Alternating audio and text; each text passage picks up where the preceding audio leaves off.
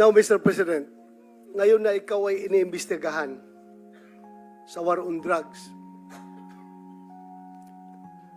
where are they now? Yung mga nagsusuporta sa iyo noon sa war on drugs. Hindi natin narinig ngayon. Iniwan ka sa ere. Ano po yung naramdaman mo? Takot.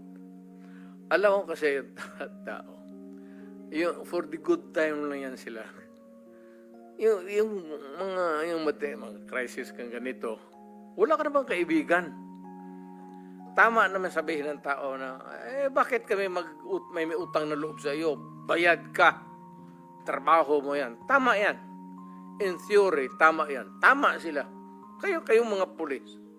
Ikaw. Pati ako. Pero, yung dapat lang malaman na yung pagiging mayor ko, pagiging talagang presidente, dinibdib ko yan. Wala akong agenda. Wala akong dinagdag na baski isang poste sa bahay ko. Wala akong bagong kotse. Hindi ako nakatikim ng Mercedes-Benz. Dinibdib ko talaga ang trabaho ko para sa bayan ko. Ayaw ko maging hero.